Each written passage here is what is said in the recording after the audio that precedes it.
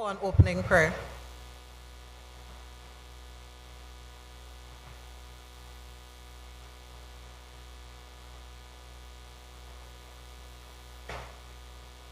Shall we pray?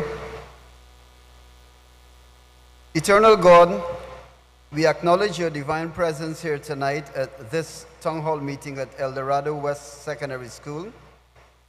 As we continue to engage the public in our national conversation on education, on matters relating to the 2023-2027 education policy. I ask your blessings on everyone in attendance and those watching us live on TTT and via the MOE social media pages.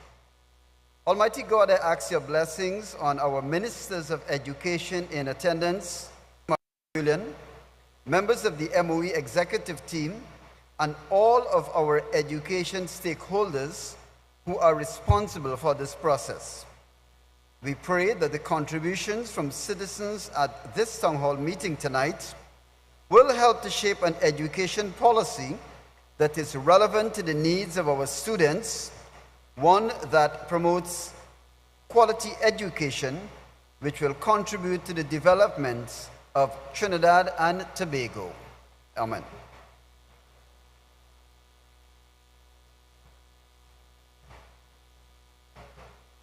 You may have your seats.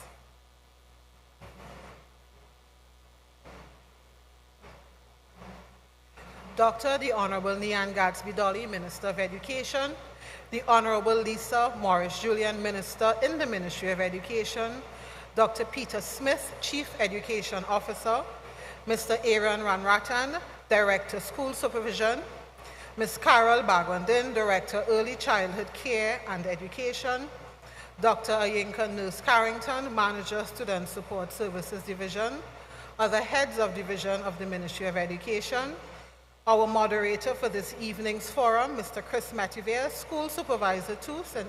George East District, and all other supervisors represented here this evening. Our host principal, Ms. Anne-Marie Prasad Singh, principal of El Dorado West, and she will come and call it El Dorado Best when she comes out. The vice principal, teachers, administrators, parents, teachers, staff of the MOE, stakeholders in the education system, our viewers on TTT, our online stream on TTT Live Online, and our MOE Facebook page, members of the media, ladies and gentlemen, good evening. Nice to see you this evening. We will get straight into the program because I know you are very anxious for this evening's conversation, and I invite our host principal, Mrs. Anne-Marie Prasad Singh, to greet you this afternoon. Please welcome her to the lectern with a round of applause.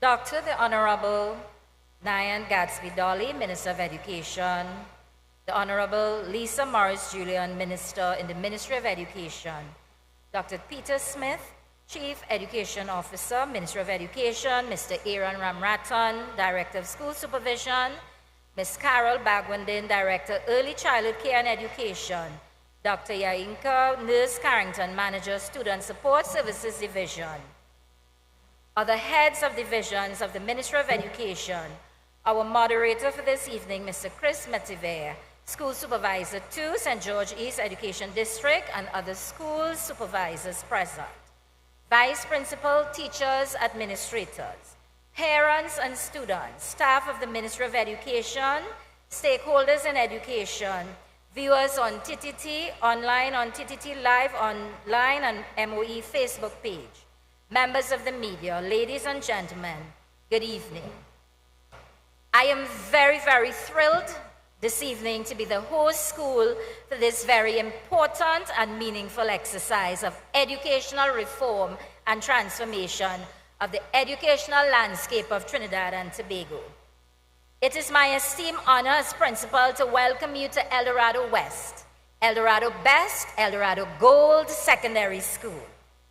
We have used the legend of El Dorado, the search for gold, to teach all our students why settle for silver when there's gold inside of you. Our educational policy 2023 to 2027 speaks of this excellence in education. We believe every child has the right to be given the chance to excel. We hinge our expectations on the premise that the child must develop not only academically, but socially and emotionally. We believe children must learn how to live together in this culturally diverse nation of ours, Trinidad and Tobago.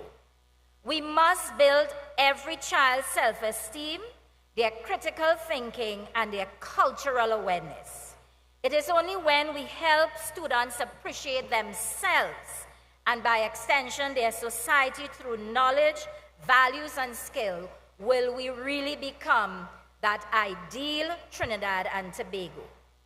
Dorado Gold is heralded for its robust and rigorous clubs versus gang approach to education.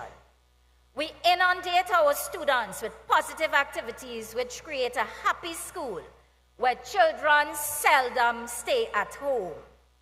We have, since 2014, been voted aesthetically the most beautiful, well-kept school, government at that, in Trinidad and Tobago. We boast of over 35 clubs, including Dragon Boat, Astronomy, Science Club, including innumerable sporting activities. Not to mention, we are the only school in Trinidad and Tobago and the Caribbean with a NASA program. We don't settle for the ordinary. We teach our children to set goals and standards of extraordinary. This has contributed significantly to build the self-esteem, the emotional intelligence, and cultural awareness of our students. They are given the opportunity to use the values, knowledge, and skills they acquire to improve their conflict resolution and cultural awareness. This is what education must do for our students. It must benefit them. It must give them a vision, a purpose, and a plan. And this, I believe, is the vision of the Human Resource Development Strategies Action Plan 2030. Education must be inclusive. Education must be relevant. Education must offer quality to all our students. In the long run, these are the building blocks which will act as a catalyst for social change and transformation of a progressive society and a disciplined workforce. I thank you. Welcome to El Dorado Best.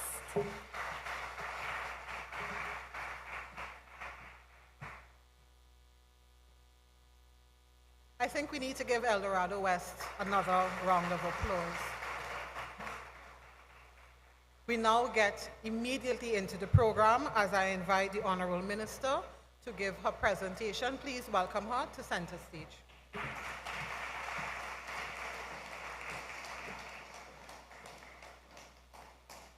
Good evening, everyone.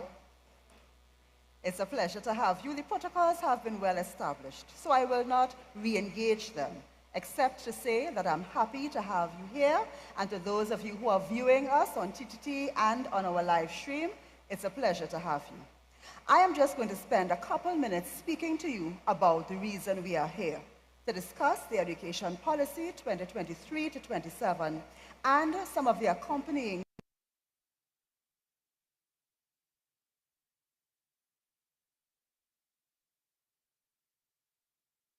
2023 to 27 follows on the policy that would have expired in 2022.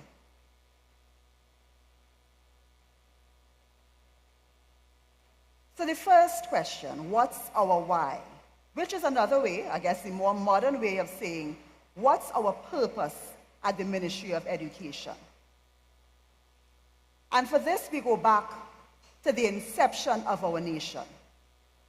On August 30th, 1962, just before we became an independent nation, Dr. Eric Williams, our first Prime Minister, met with our young people, and that is significant.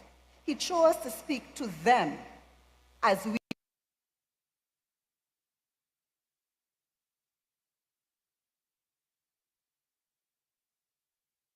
and is even more relevant today. And it is something that we must hold before ourselves, our children, at all times as we consider the purpose of education. And I'm going to read it, though it's on the screen, because it is so significant. The nation is on the march. There is no turning back. Your responsibility, and he's speaking to young people, your responsibility, therefore, is a very heavy one. If you fail, you jeopardize our nation. I have given to our nation as its watchwords discipline, tolerance, and production. They apply to you, the young people. To your tender and loving hands, the future of this nation is entrusted. On your scholastic development, the salvation of the nation is dependent. You carry the future of Trinidad and Tobago in your school bags. So with that context, in 2023, why do we do what we do? All of us, everyone involved in any aspect of the education sector should have one goal, and I believe we have one goal, and that is the scholastic development of our young people, therefore securing the future of Trinidad and Tobago. The scholastic development of our young people, thereby securing the future of Trinidad and Tobago. And this is the big picture of education. This is what we are educating for. This is why we invest, on average, 9 to 10% of our annual national budget into education. Bearing that in mind, our educational successes, our greatest educational successes, will only come when we pull together in the same direction. And I love the tug-of-war example because it gives you a practical understanding of what we are doing. We are pulling against the odds, and we are pulling in one direction for an outcome. And if you have ever done tug-of-war, you would know that there's always somebody leading the team telling you how to put your foot, where to put your hands, how to interlock, how to lean. And it's because we have to work together synergistically to achieve the outcome that we want. What's the role of the education policy in all of this? The education policy is a critical document. It tells us collectively our vision for education. It tells us the goals that go along with achieving that vision, the strategies that we have to implement to achieve those goals, and the key indicators of success. So the policy lays out for us our roadmap as we progress in the education sector. And therefore, it must align with an overall development strategy for Trinidad and Tobago, because that is what we are feeding into in the education sector. So if we look at the overall developmental agenda of Trinidad and Tobago, which is called Vision 2030, there is a role for education that is outlined there. And that role is that Trinidad and Tobago will have a modern, relevant education and training system. And it goes further to speak to what that relevance means. It means that we will instill certain positive values and behaviors into our citizens that will allow us to build a progressive society, because the hands and feet of this nation are our citizens. And if our citizens are not progressive, our nation will not be progressive. So this is what Vision 2030 says. And therefore, as we in the Ministry of Education and the entire education sector align ourselves with that vision, here's our vision of this policy, Education Policy 2023 to 27. And it is simple. It is simple because we want everyone to memorize and internalize it, to provide modern, relevant, quality, equitable education to all. Simple And if you remember nothing else, it's the modern, relevant, quality, equitable. Because we believe that as we live this vision throughout everything we do, we will contribute to the wider development of Trinidad and Tobago. So our policy is a strategic roadmap. It says what strategies we are going to employ, and it tells us where we want to go. And it includes that vision. And this would have come out of a three-phase consultation process. So in 2020, we came to you, the public, and we spoke about what we wanted to achieve in education, and we listened to you as you spoke to us about how you saw education developing in Trinidad and Tobago. In 2021, we refined all of those comments, and we came back to you in a consultative mode, and we said, based on what you have told us, this is where we think you are telling us you want to go. And we received further comments on that. And then we took all of that into the pot, along with the comments of our education stakeholders, our parents, our teachers. And we have now condensed all of this into our education policy 2023-27. And we are here today for a conversation with you about what that looks like, how it is to be rolled out, and again, to get from you any recommendations and feedback, because a policy is written, but it's not cast in stone. There's always room for us to see how it is progressing and to make changes as we go along the pathway. So in its implementation stage, which is 2023 to 27, we have that room, that flexibility, and so we keep this conversation ongoing. There are 8 strategic areas of our education policy. Amendment of the Education Act, human resource development, equity in quality education, curriculum reform, revitalization of TVET, some of you may know it as TechVoc, but it refers to the technical and vocational training, harnessing ICT for digital transformation, transitioning learners through our education system, and enabling student success. Let's look at these 8 broad strategic areas, their goals, and the objectives under each of these goals. Amendment of the Education Act, and that has to do with the fact that our legislative framework needs to be updated. And so there are things that need to be added and things that need to be amended. For example, the ECCE sector, that entire sector is not mentioned in the Act. That needs to be changed. So that's an amendment we need to make. We need to speak about homeschooling. We also need to deal with student truancy. And student truancy is something that is in the Act. However, we need to change what it says about that. So these are some of the changes and the inclusions that we have to make when we speak about amendment of the Education Act. Our second strategic area, human resource development, extremely important. We are speaking about transformation. And if we are speaking about transformation, we are speaking about transforming the behaviors, the attitudes of the persons, the humans that make up the education sector. Because the buildings are not what we are trying to change. It's the humans and human behavior. So therefore, we have to concentrate on human resource development, not simply of our teachers and our principals, our non-teaching staff that you see in the schools and our students. That's the front-facing end of the ministry. But there's also a huge support end at the back of the ministry, and this would be our IT department, our communications department, our legal department. These persons also need to move and transform along with the ministry as it transforms.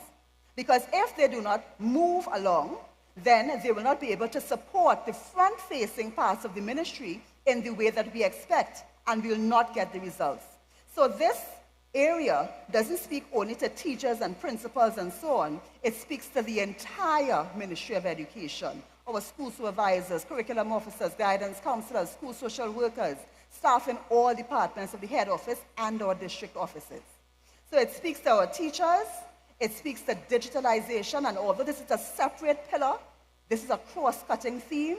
about how we deal with our teacher records and so on. All of this is part of human resource development and the improvement in staff performance. Equity in quality education, an extremely important area. This area is where we deal with the institution itself, the school. This is where we aim to ensure that the school is poised to offer to any student that enters its gates high quality education. So it speaks to infrastructural development. It speaks to assessing the education at the schools.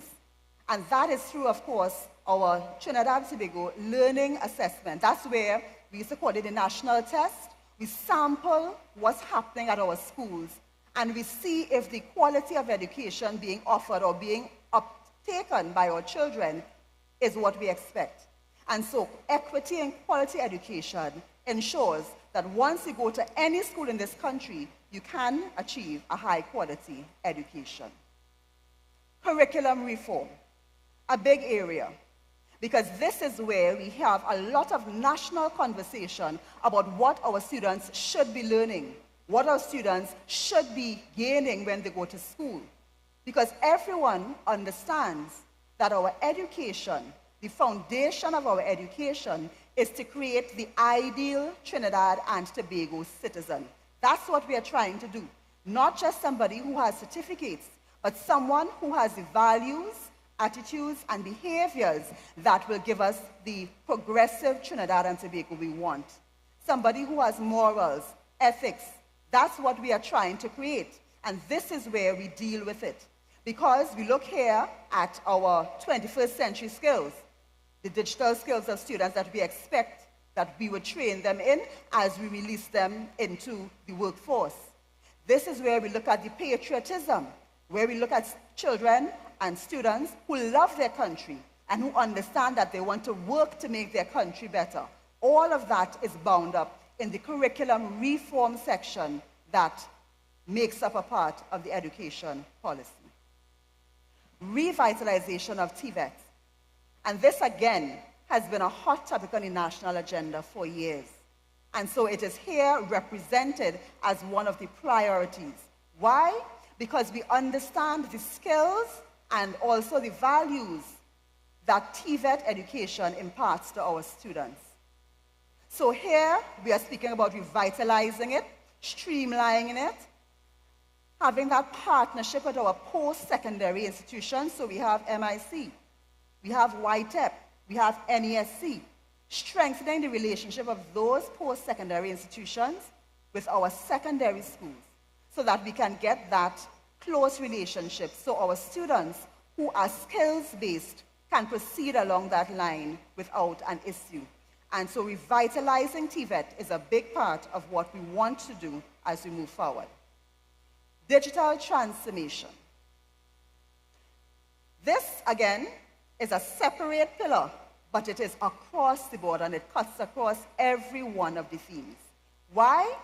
If we learned nothing from COVID, we must have learned that we have to move forward digitally.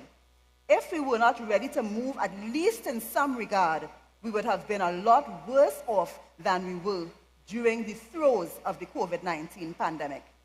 So digital transformation is a critical one, and it speaks to how we deliver education, yes, in the classrooms, but it also speaks about how we do the back-end support for our schools via digital methods. For example, teacher files, teacher records, that's a big issue, because if teacher records are inaccurate, or as you know, sometimes they say we lose files, that causes a lot of problems for our teachers. And if our teachers are not feeling happy, then that would have a repercussion on what happens in the classroom. But to correct that inefficiency, we have to move to digital teacher files, and that's a project that's ongoing now. So a part of what's happening and being presented here, quite a few of these initiatives are already ongoing, and you would have seen the ministry launch our digital transformation program. So that's just a snapshot of what needs to happen, and there are quite a few projects ongoing with the digital transformation. Transition of learners through the education system.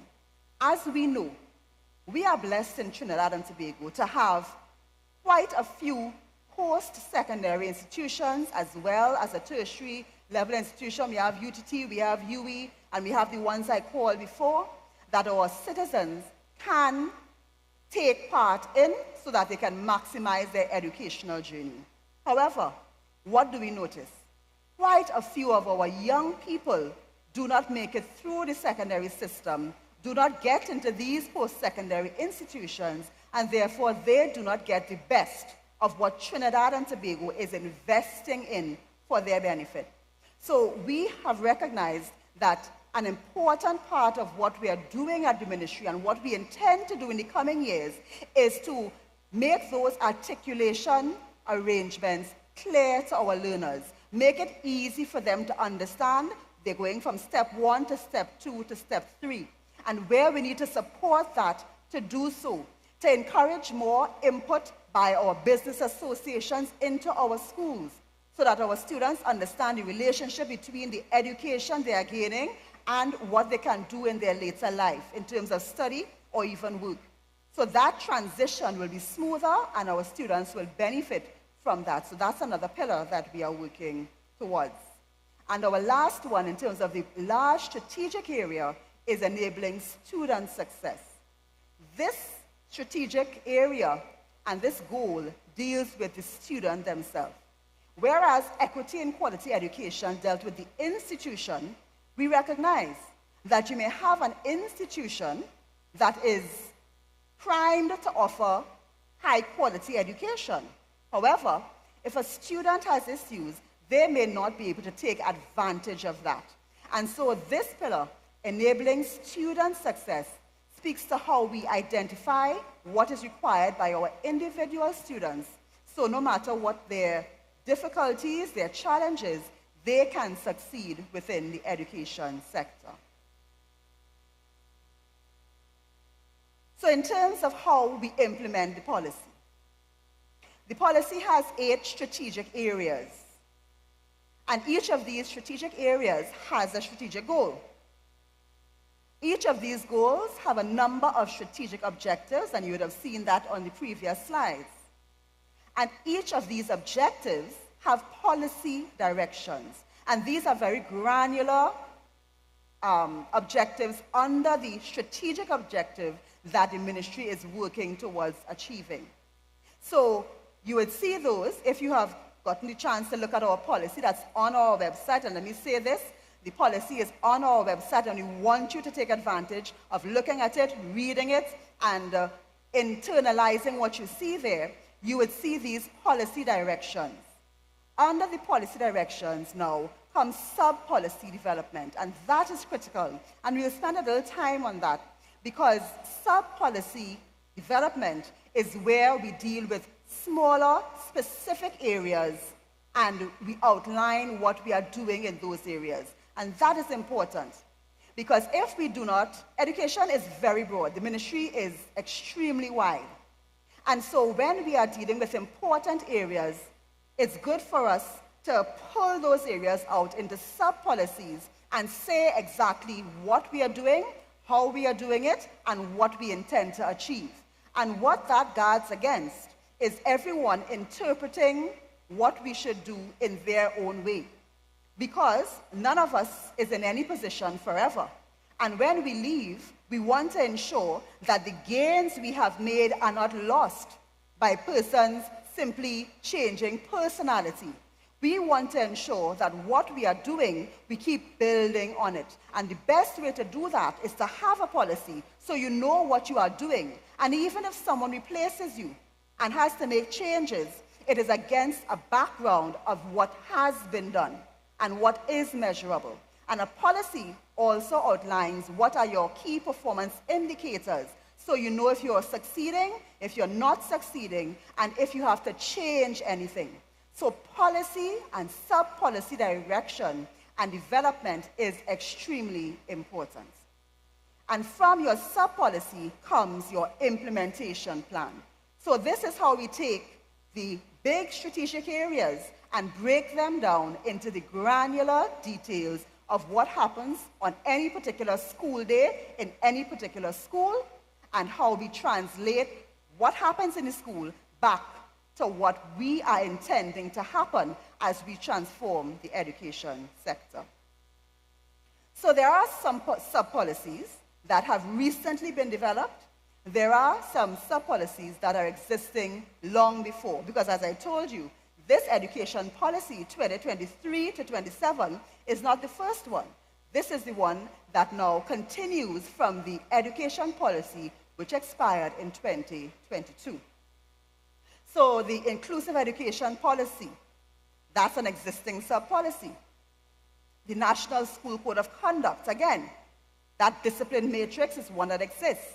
The National Hair Code, that's a very recent addition that came in. And along with this education policy as well comes some new sub-policies. The Cultural Transformation Policy, that's the newest one we would have added. The Patriotism Policy, Homeschooling Policy, the Policy for the Registration of Private Schools, Digital Transformation Policy, the Remedial Education Policy. And we're going to just look at, very quickly, 4 of these. Because 4 of these new sub-policies directly impact school operation. And so it's important for parents, for teachers, for everyone to be on board with these 4 sub-policies.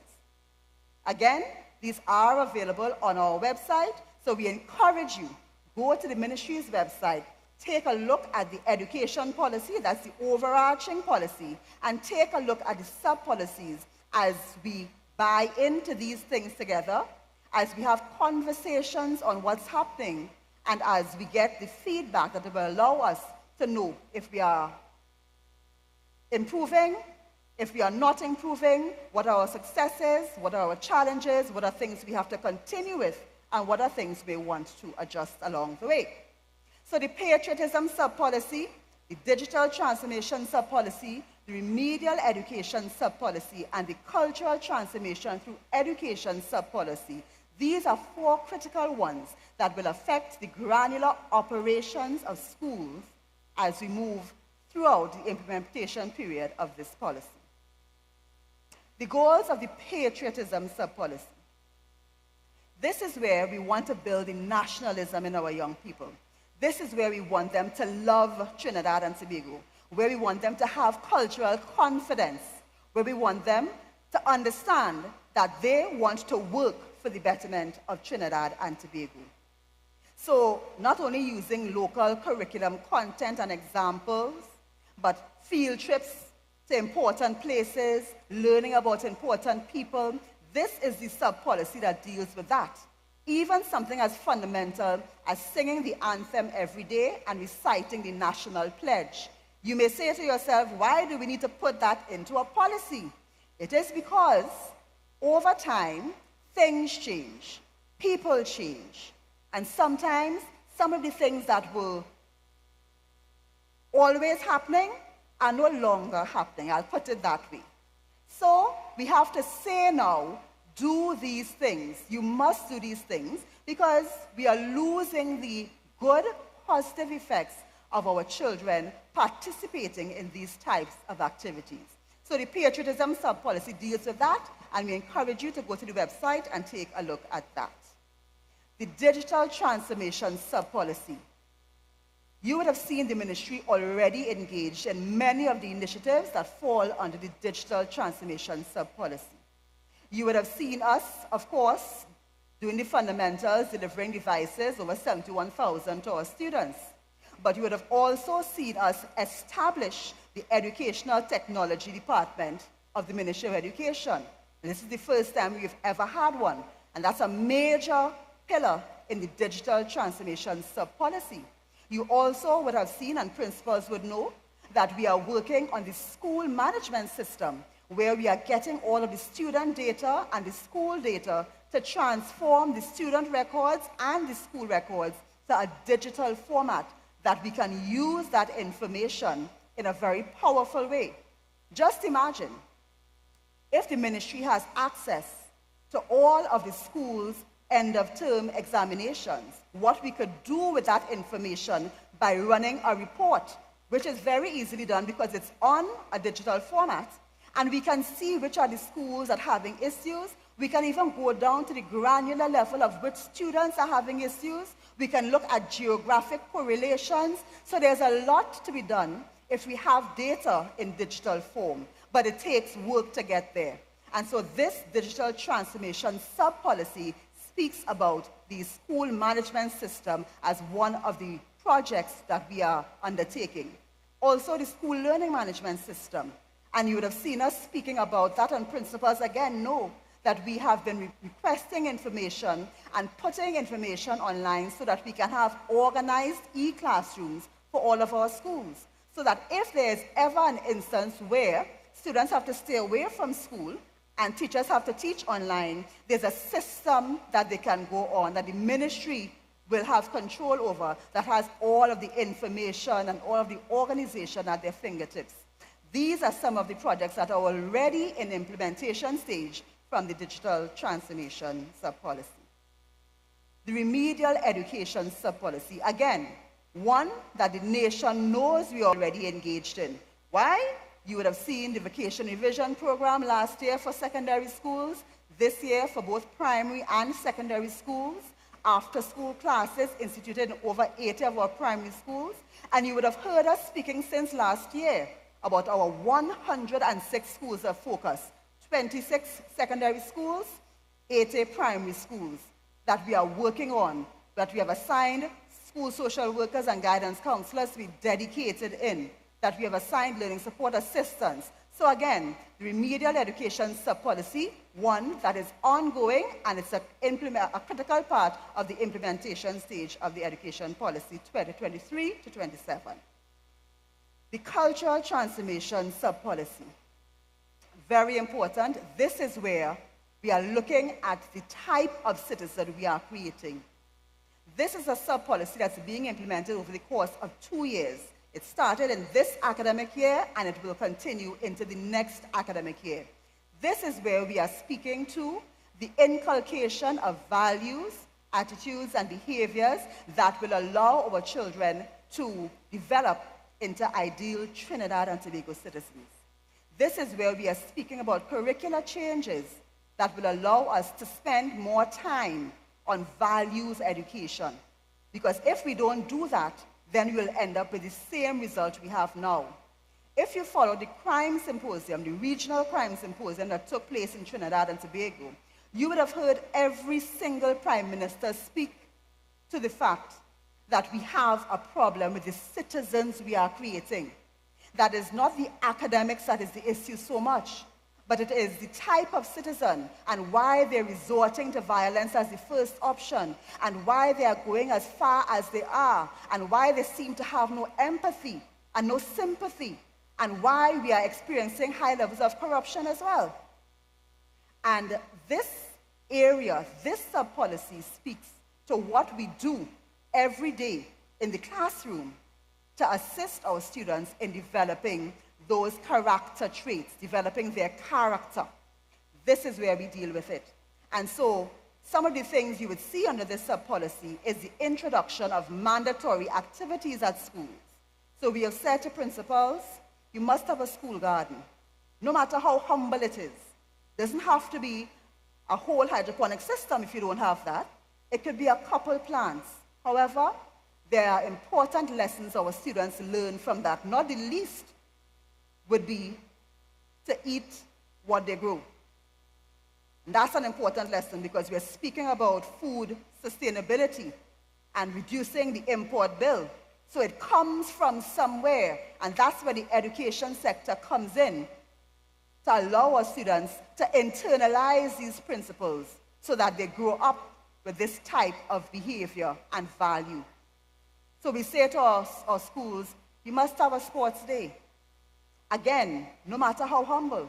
If you can't afford to buy medals and trophies for everyone, what else can we do to give them the experience of working together in a team to pull a little rope and play a tug-of-war? What else can we do to allow our students to understand that physical exercise is important and to focus on that? So there are different activities, and I've mentioned two, that have been introduced to the schools as mandatory from this academic year. And next academic year, there'll be other curricular changes that allow us to spend time on character development. And this is critical in our nation at this time. What are the indicators of success? Increased school performance goes without saying. Our children doing better and our schools performing better. And we can test how our schools are doing by the National Learning Assessments. Increase in student performance at SEAs, CSEC, and CAPE. That again gives us a snapshot of whether our students are doing better, and therefore it tells us that we are succeeding, because that's what we want for our students. A decrease in student infractions. All of us very concerned by our students if we see them misbehaving, fighting, and we want to see that decrease. So a lot of the things that we are putting in place, including the restorative practices pilot that is ongoing in 11 schools as a part of the remedial education sub-policy, all of that is aimed at decreasing student infractions, helping our students, giving them tools to deal with conflict and challenges in a positive way. Decrease in student attrition. As we may or may not know, the compulsory age of education goes up to age 16. So therefore, any student in school above that age has the option to leave school, and it's not against the law. So we don't want our students to leave. We want them to stay in school and transition through the education system. That's why that pillar is important for us. And therefore, if we see a decrease in attrition, we will know that our policy is on the right track. Increase in parent, student, and teacher engagement. That's the triangle. That's the triangle, and we want to see that triangle working better in our schools. Increased job satisfaction for teachers, principals, and non-teaching staff. That's the front end of the ministry. That's our hands and feet. And if they are having difficulties, then we are all having difficulties. And we want to see that happiness and the morale of our teaching and administrative staff increase. And of course, with all of this comes the wider benefits to the country of a better educated and a more competitively educated Trinidad and Tobago citizen. So we are asking everyone to get involved. How? By simply, if that's all you want to do, go onto our website and take a look at the policies that are there. Explore the policy goals, engage with us. We have this entire week that we are conversing with the public, and you can also drop messages on our Facebook page. Engage with us during this time and stay informed. Follow the Ministry of Education on our Facebook or our Instagram. Follow us and see what we are doing. And you can always have your say. We have a very responsive communications department who will be looking and is always looking at what messages come across and giving us feedback as to if there are any issues in education at this time.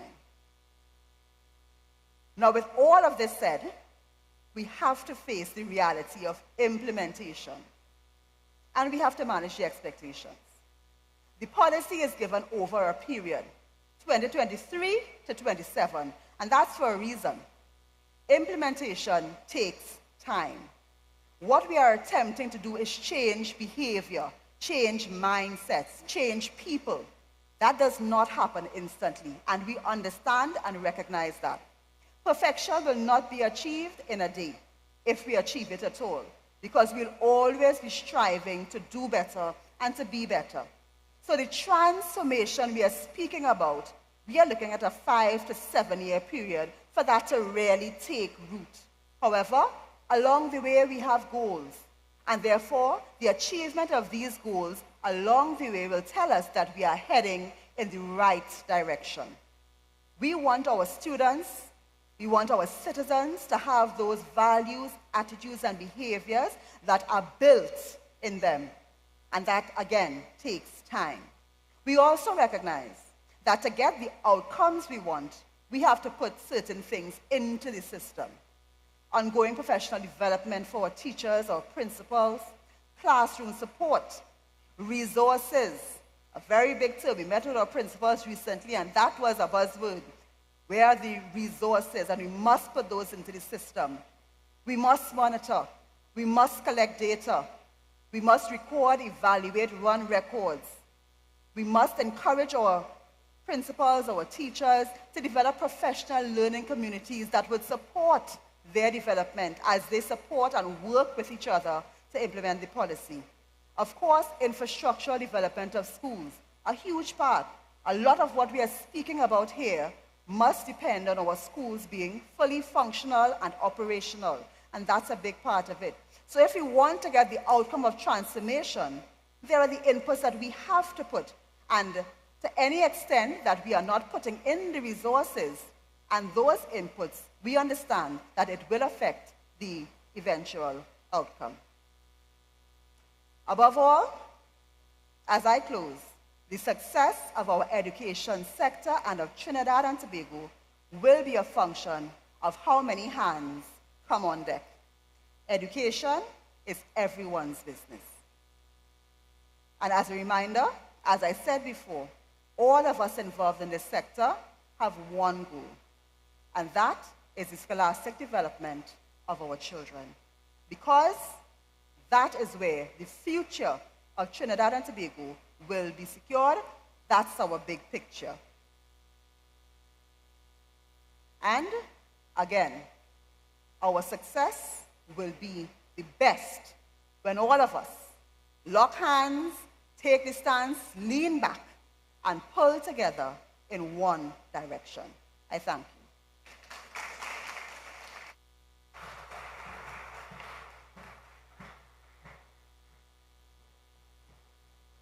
I think the Honorable Minister deserves another round of applause.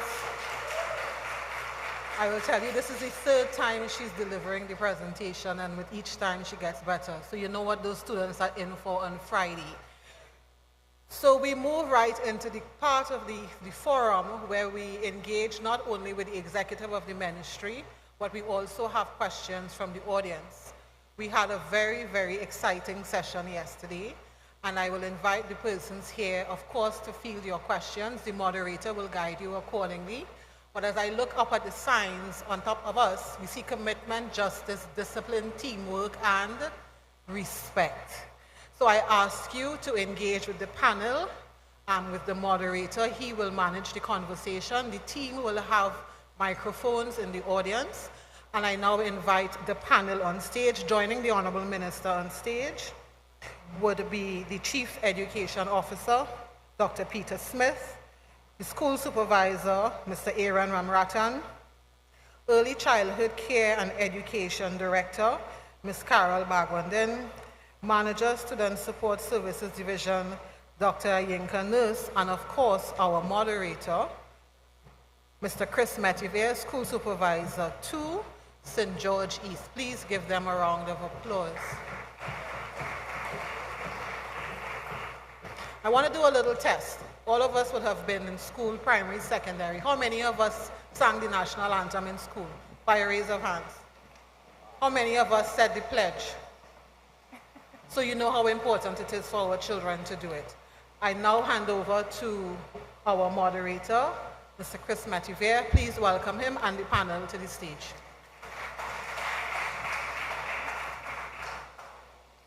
Good evening, ladies and gentlemen. As the Chairman indicated, I am Chris Metivier, and I will be your moderator for this evening's proceedings. Permit me, please, to introduce our esteemed panel, who you would be interacting with this evening. Education Minister, Dr. the Honorable Nyan Gadsby-Dolly, Chief Education Officer, Dr. Peter Smith, Director of School Supervision and Management, Mr. Aaron Ramratan, Director, Early Childhood Care and Education, Ms. Carol Bagwandin, Manager of the Student Support Services Division, Dr. Ayinka Nurse Harrington. Ladies and gentlemen, our panel for this evening. Our very important stakeholders, the Ministry of Education welcomes you to this, our third meeting of our stakeholders. We engage you in a conversation this evening regarding the Education Policy 2023 to 2027. We at the Ministry of Education value all contributions and our interaction with you, the attending audience. We ask very kindly that when you make your contribution, you do so with the respect necessary to the members of the panel, and equally important, the members making other contributions in the audience. We would like to also engage as many contributions as possible. So we are asking that your contributions, your questions, your views, your concerns be very direct so that we can accommodate all. We appreciate your cooperation and we thank you. Stakeholders, may I crave your indulgence as I put a few questions to the panel, beginning with the Honorable Minister. Honorable Minister, you would have articulated quite comprehensively the content of the Education Policy 2023-2027. My question to you, why an education policy at this time, and how did we get to this point? Well, the first thing is that the Education Ministry has been for the most recent past guided by a policy. And the policy would have expired in 2022, the last policy. And the policy is important because it lays out how the ministry is going to proceed.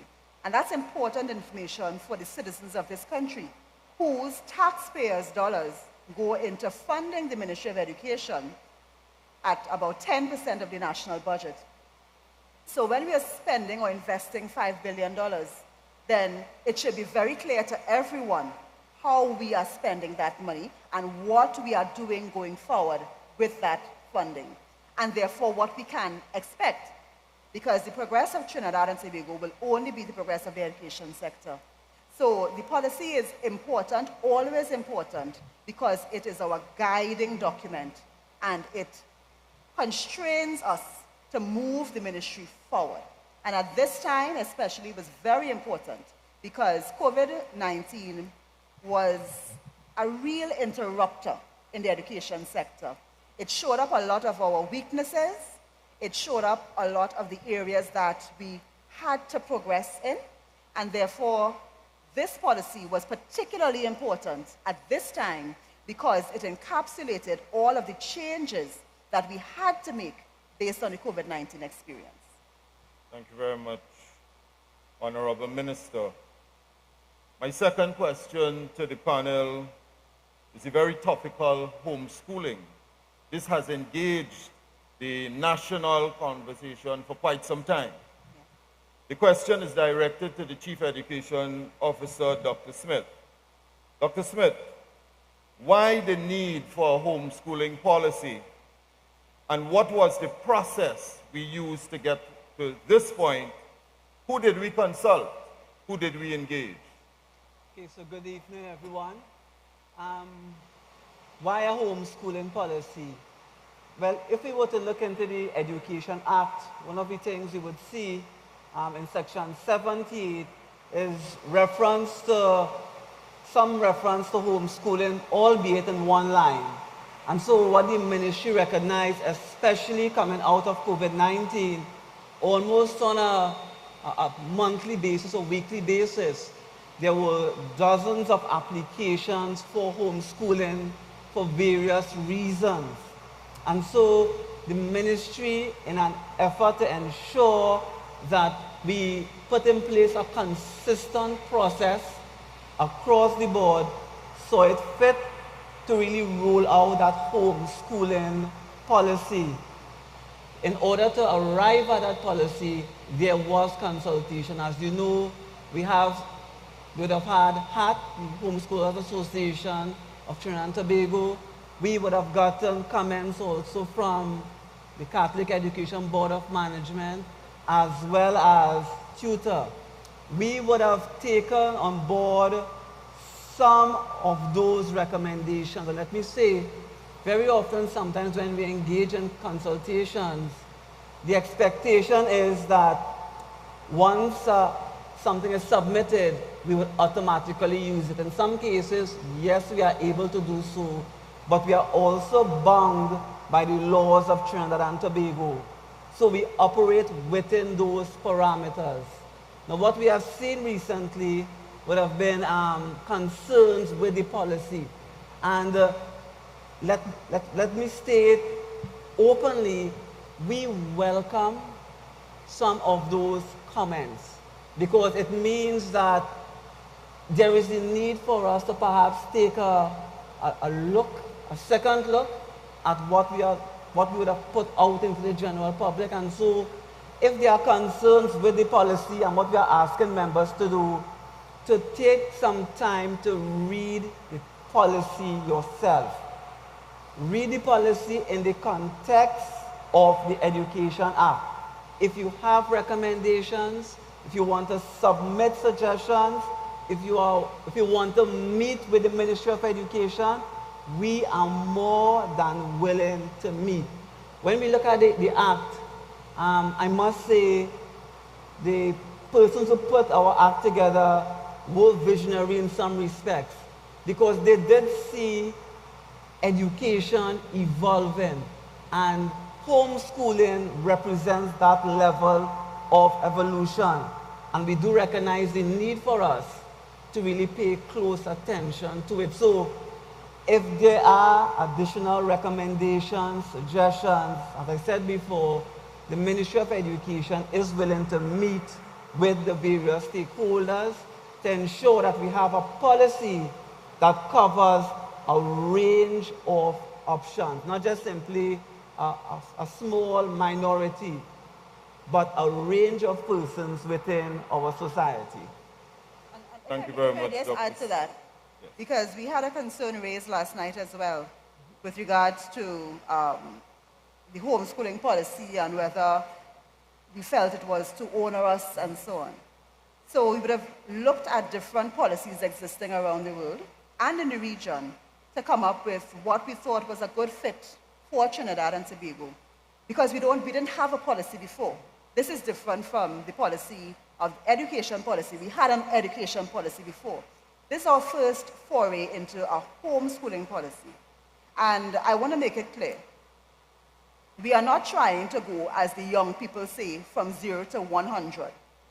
We are trying to put something in place that allows the minister, whoever the minister is, to fulfill their mandate, which is to ensure that all children are properly educated. That's in the Education Act. So in terms of looking at what we have produced, it's not a big stick either. And this is what I would have said to someone who commented last night. There's no intention that it has to be this way and we want it this way. We want something that works for Trinidad and Tobago. And we are not trying to be onerous, too onerous, but we have to operate within what the law mandates the minister to do, so within our responsibility. So, as the CEO said, if there are additional concerns, because we would have taken on board the comments of stakeholders that were submitted over the consultation period. If there are further questions, clarifications, recommendations, the ministry is open to that. We want a policy that works for us. Reminds me of a statement I would have heard before. We are trying to ensure good teaching for every child, in every class, in every school, every day. Yes? My final question to the panel before we engage you, our very important stakeholders. Again, the very topical private school policy. The question is directed to Mrs. Bagwandine. Mrs. Bagwandine, why? How? Did we include Tobago in our consultation, Ms. Bagwandine? Well, I must boast it was a very inclusive activity we engaged in the creation of this policy document. The policy document we started drafting in June of 2021. We met every 2 weeks with private providers or proprietors of private institutions in Trinidad and Tobago. During that time, persons were given the opportunity to air their concerns. A number of persons asked whether or not the Ministry of Education was going to shut them down. We alleviated all fears by ensuring them that no, we would allow you to continue operating. We're going to support you to reach quality standards.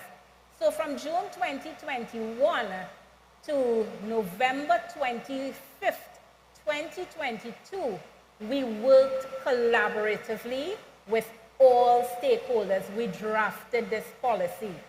The final drafting of the policy, which we now have for public dispensation, is where we speak of the moratorium.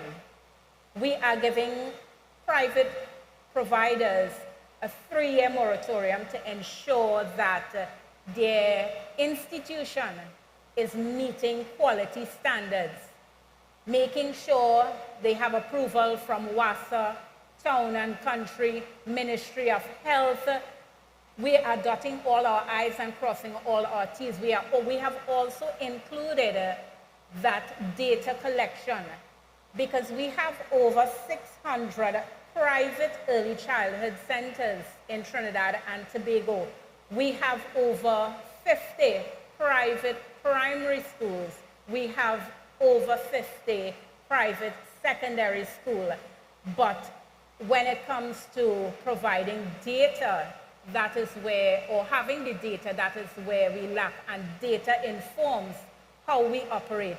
And we are not just creating the policy and leaving it there. We have implemented within that policy the monitoring and evaluation system, where we would be going out there. We are supporting you, the quality standards, making sure your facilities, you have the necessary resources, making sure you have the furniture. We are guiding the proprietors in ensuring that they have that safe, comfortable space. Also, making sure parents feel comfortable that my child is being educated, or my child's education is being supported by a well-qualified person. Before I wrap up, on October 10th to the 12th, we would be having 3 virtual town hall meetings where we are going to meet with providers. We are going to go through the documents once more with them. We're going to have representatives from the various agencies who are also going to be with them to support, to say, okay, the electrical inspectorate, we are visiting your center, or you don't have approval. Here is how we are going to support you in getting the approval. We have also modified the registration certificate, just like our driver's license or passport. We have an expiration date. It's the same way we are going to have. You have the opportunity now to engage the panel. So we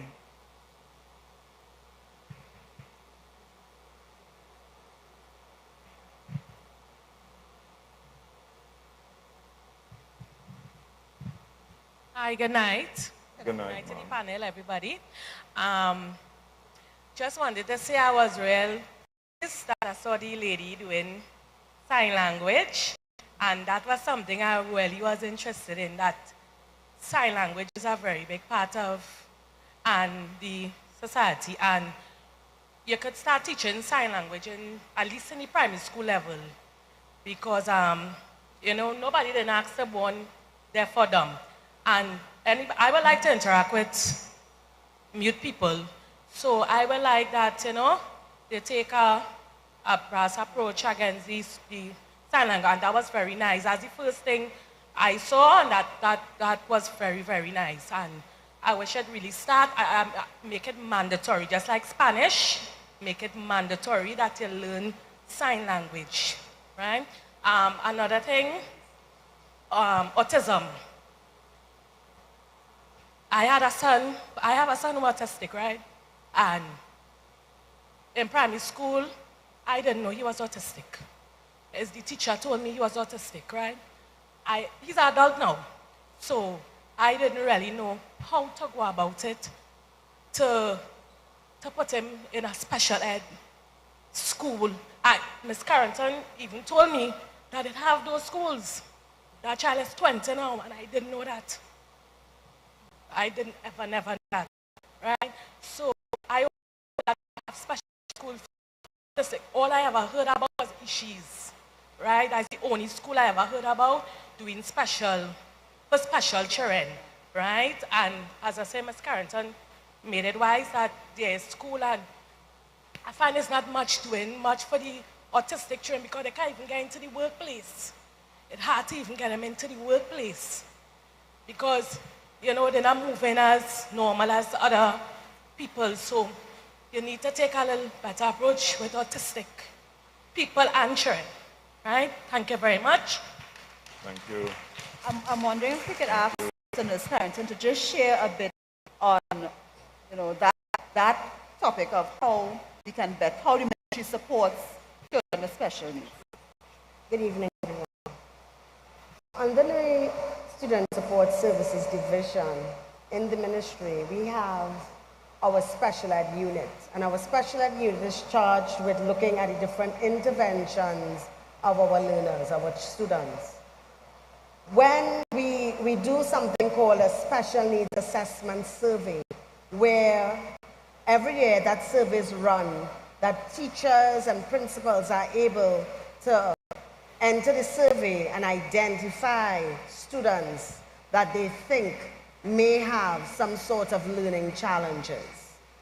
When we get that information, interventions are then in the process. So we have identified the students through the special needs survey, or we can have parents who, in their own observations of their children, they can then contact the school to say, you know, this is what I observed at home with this child. Or they can even reach out to our Student Support Services Division, and they will give them that sort of information, and they will even consult with the parent as to the different observations the parent would have seen at the time. We move from there. You observe in the classroom, we have something called an SBIT team. So the teacher would have observed a child not functioning, not reaching the learning curves, and they will bring that concern to our school-based intervention team, which have our student support services persons may sit on the team from time to time. If the interventions are mostly coming out of special ed, they would have our special ed instructor as part of that team, and there, that special ed teacher or instructor will then advise on strategies for that child. The teacher will then go back to the classroom, try to implement those strategies. If that is not working, then a formal referral is going to be made for student support services, and then a series of interventions and SNAP assessments will be done to help that student cope with learning along his or her educational journey. So it's a process, and we also have to give time for intervention, for observation. So if parents recognize that their children are not meeting certain learning curves, have a conversation with the teacher, go to the SSS, the personnel in your school, and they will then guide you as to how to navigate the different learning challenges and issues along the educational way. Thank you very much, Dr. Carrington. Pleasant good night. Good night. I have two questions. One, how does this policy address violence and indiscipline in schools? Secondly, a lot of parents have real challenges, not only financial, but social, which affects the children and their ability to learn. Is this addressed in the policy? Thank you. The first question was how violence, school violence. How does this policy address violence and indiscipline in schools? Okay. But I know Dr. Ms. Carrington just spoke, but I will give her a chance to speak in a little while about the restorative practices that have been piloted in 11 schools and that is ongoing now. And I will speak in a more general sense that the addressing of school violence comes under areas, but the main area will be enabling student success. And we recognize that there are students coming from different backgrounds with different challenges, and some of them are unable to deal with conflict successfully. And they lash out, they resort to violence, and we see it playing out time and time again. Sometimes when you see these things happening and the video goes viral and you hear the story behind the situation with a particular child, you know, you understand, not that you condone, but you understand how challenged they are in terms of their response. So the restorative practices is a part of changing the behavior of our students and helping them to deal with conflict and challenges. 11 schools and moving out into the other schools. We have 26 secondary schools of focus, schools where we recognize more resources are needed and we are putting them there. So the intention is to get this into all of those 26 and then further into our school network. But I'll ask Secretary Carrington to give a little more information about those restorative practices. So when we think about restorative practices, we think about relationships, reintegration, repair, respect, rebuilding. And that is what this addition to the policy will do. We understand that there are frustrated students. We understand that teachers are also frustrated. Parents are frustrated with the different socio-economic challenges that they have to face on their daily lives. Restorative practices give students a voice. It also gives teachers and administration a voice. We tend to not listen. And one of the components of restorative practices is built on what we call the respect model, which is built on the principles of values. And I see some of the models we can see featured in this school: commitment, justice, that we call a fair process. So over the last couple months, between May to July, we have trained over 400 persons in restorative practices. And I say practices because that is used in the school system. We are accustomed hearing about restorative justice that is used in the criminal justice system.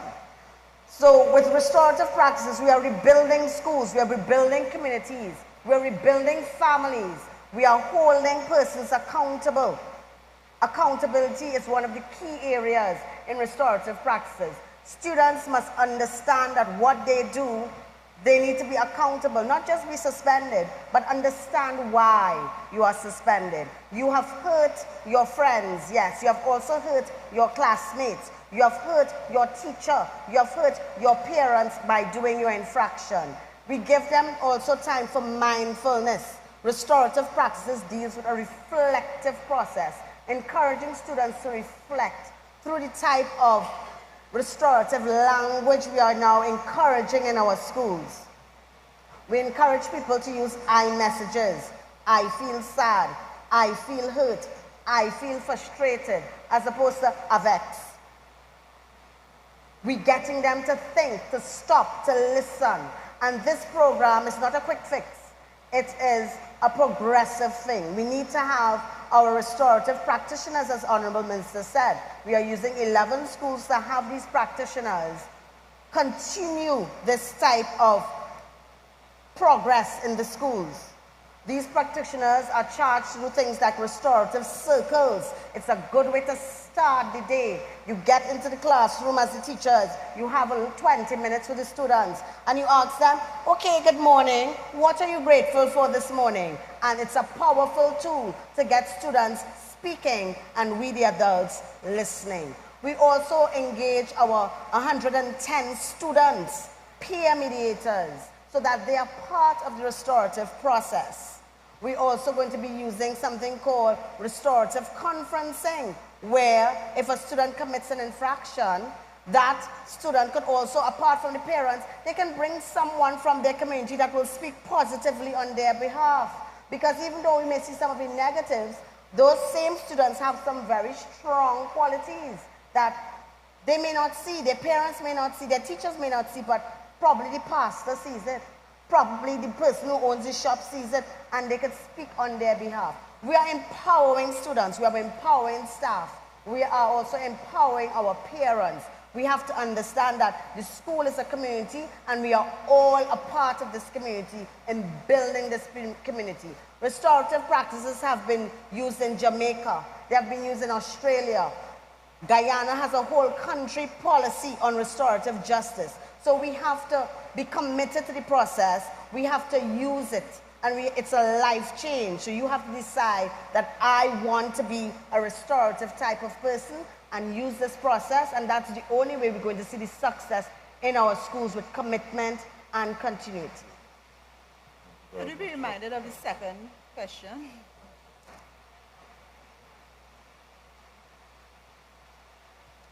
Thank you.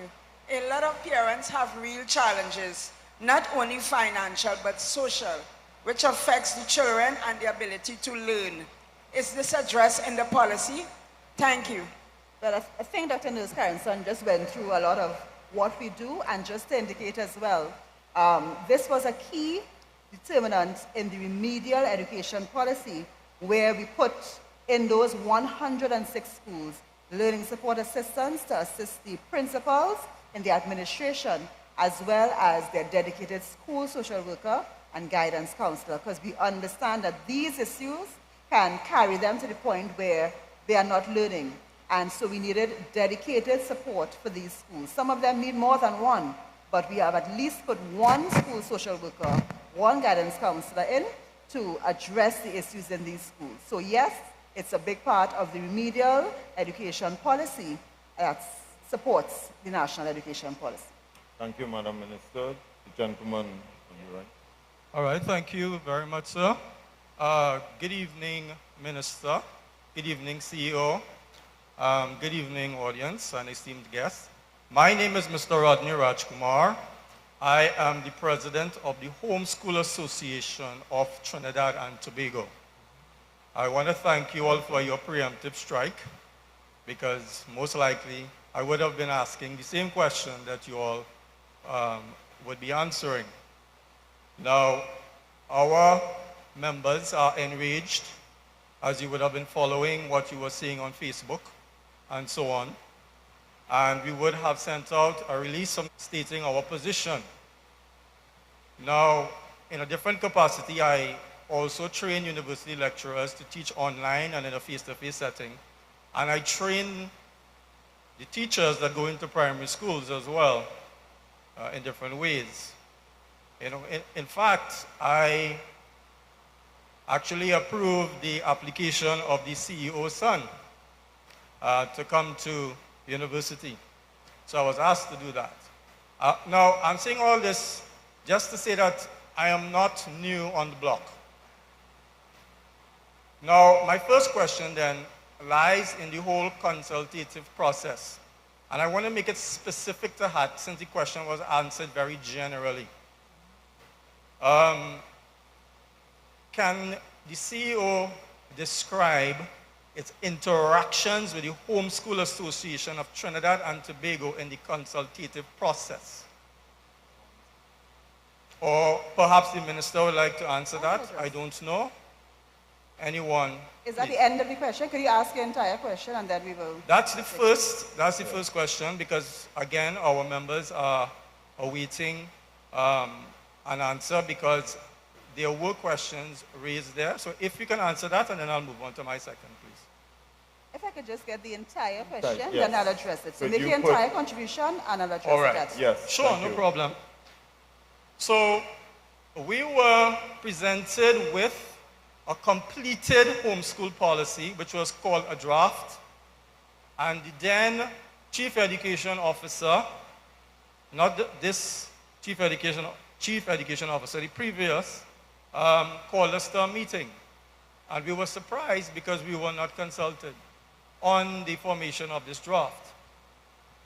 And we took it to an international consultant, and he said, in his experience, this is among the worst that he has ever seen in the world. So therefore, we entered into consultations with the ministry. We asked them to postpone a meeting. They held 2 meetings with us, and then it was abandoned as far as we can understand. So if you could describe that process. The second thing is, yesterday I created a petition. Between yesterday and today, I have over 1,000 signatures of people who are saying, let us reject this homeschooling policy because it is undemocratic, in echoing what the young lady said yesterday. And there are reasons for that, because the legislation is contrary to the Constitution, which is higher than the legislation that is in. So I'd like to tell our persons, our homeschooling community listening, because I tell them to listen on, whether or not the Ministry of Education is going to enter into new discussions with the Homeschool Association of Trinidad and Tobago, very specifically this time because it was general before, whether or not you are going to enter into discussions with us so that we can come together and form a homeschooling policy for the country. Because they are waiting, and they are saying they are waiting for their fingers to talk in the ballot ink, or we will come together, or we will come together and to launch a possible legal action against the ministry. And so they are waiting for answers. So the second question, let me make it short now, is, are you going to send us correspondence saying, can you please come in and let us continue the discussions that we started before? Thank you. Okay, thank you very much, sir. Thank you. Thank you, Mr. Rajkumar. And I would answer your questions by saying this. You presented one version of events. We may have another.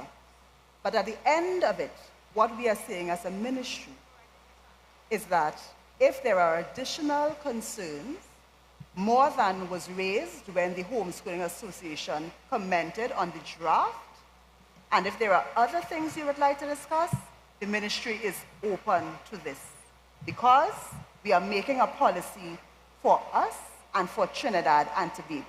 And in the formulation of the policy, the Homeschooling Association was our major stakeholder. And therefore, if you feel that there are other things you would like to add, having read the policy, which bears some of your stamp because you did make comments on it, if there are additional things, we are open. This is not a fight, and we are not aiming to fight. We are aiming to regulate the industry in the way that is best for the children of Trinidad and Tobago. So I hope that you understand the position. Thank you very much, Madam Minister. Members, important stakeholders. Yes, sir. Oh, hi, good day. So I'm here with a number of hats. I'm with the Dorado Gardens Community Group. We live walking distance from here. So we have a big community of kids that are really need to get up-to-date education. So it's 2 questions I have. One was, around this time, September last year, you made an announcement via TTT's Instagram speech about getting teachers to come out and come together and everything. And you listed a whole lot of different strategies, e-platforms, e-things, a lot of things. And none of that, not one thing, has been implemented. And I don't know if I'm hearing you well. Around what? September of last year? Yeah, last year, the day before school, the night before school opened. So that means all the parents, that means all the parents here, bought their books and everything that they needed for school. Right. And then you came on and said, teachers, come out, you know, we knew what was going on with the teachers at the time. and we need to do all these things, and you listed off a whole plan of everything, platform, books, this, lots of strategies. And I'm an entrepreneur as well. I'm a digital practitioner, so I know what it takes for digital transformation. And none of what you listed ever came out this school to pass the year that's gone.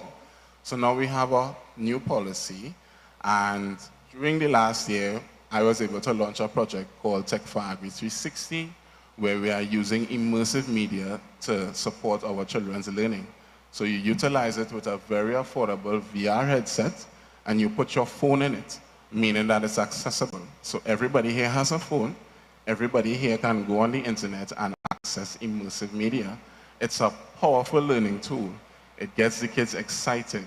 We've worked with Digital Foundation, and our partners are globally based. So we have one of our main international partners is the International Federation of Agriculture, and we are using agriculture to really help as a learning tool. It helps the teachers, it helps the students, and it's easily adaptable because it pairs with your phone as it is right now in your purse, wherever your purse is.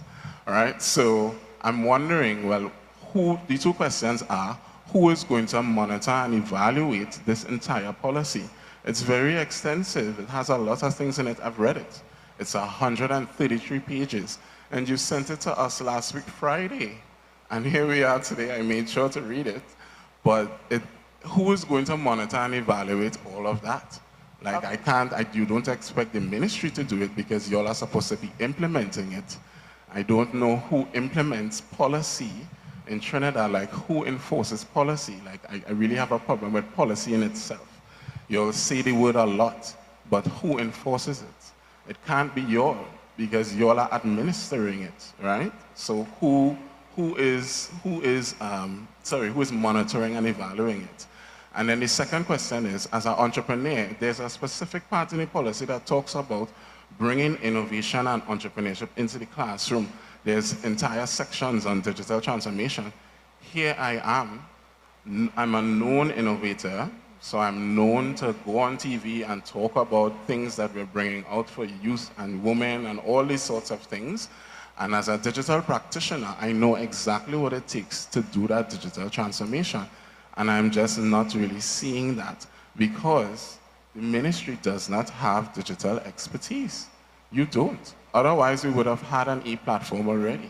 So if it is I am an entrepreneur and I have something that is readily adaptable and able to make impact now, even for those autistic persons, because I believe I have ADHD. I haven't been tested, but I believe I do. So we've already actually tested it with children who have these special needs, and it's a hit. And we've actually already engaged with your officials. So I don't want to fight, but I may have a little of the same issue as this gentleman, because your officials saw the thing before we launched it at the Public Affairs Office of the U.S. Embassy.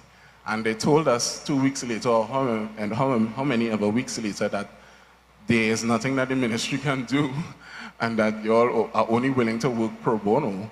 As a small business, I can't have a livelihood that way. As a social entrepreneur, I do want a business, but I do want impact. I have nieces and nephews, and I must say, if you're talking equity in education, we have the tool for that, to start that off, to help and adapt. One second, to help and adapt with the digital transformation. So why are we being ignored? That's my question. Thank you very much, sir. Okay. You're welcome. Thank you very much.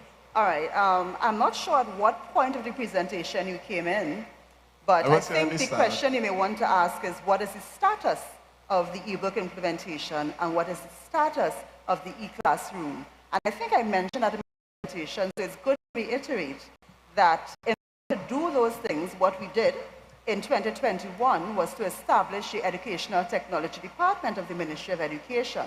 And that is the department that has been and is engaged in now creating the e-classroom platform, which is ongoing at this time. So when I spoke of it at the start of the term, I said that this is where we are heading, and that's exactly where we are.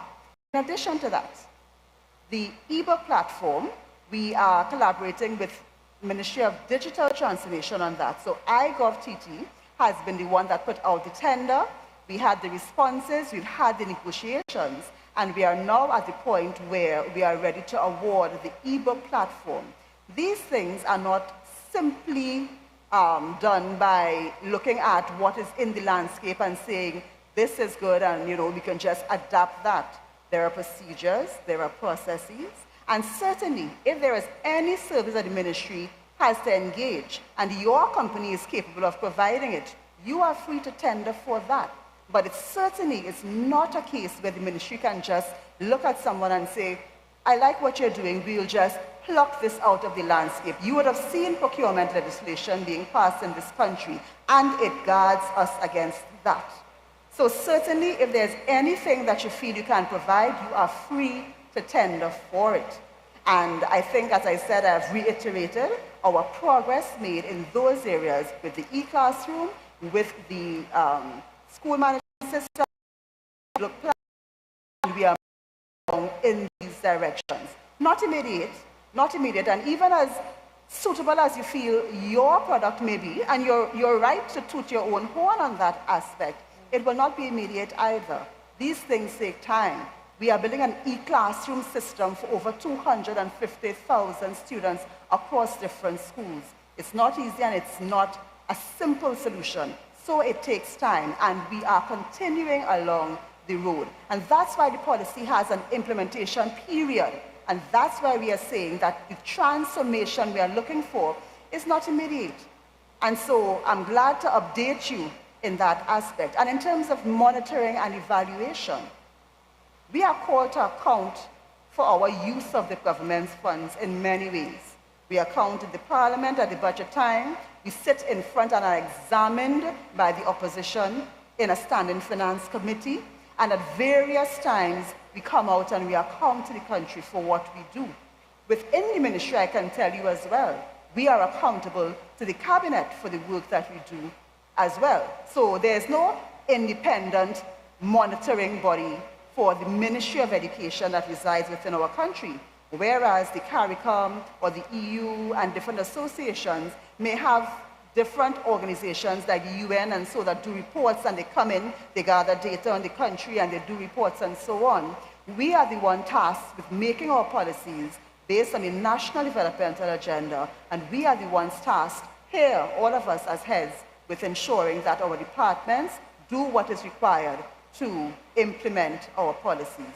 And of course, it is easily examinable by the public because you see the changes that we say we are making being made bit by bit, incrementally along the way. So thank you for that, and it was a pleasure to update you on where we are with our digital transformation strategy. And again, anything you can offer to the ministry, feel free to tender for any service that we have offered. Thank you, Honorable Minister. Yes, good afternoon. Protocols observed, of course. Ronald Mocano.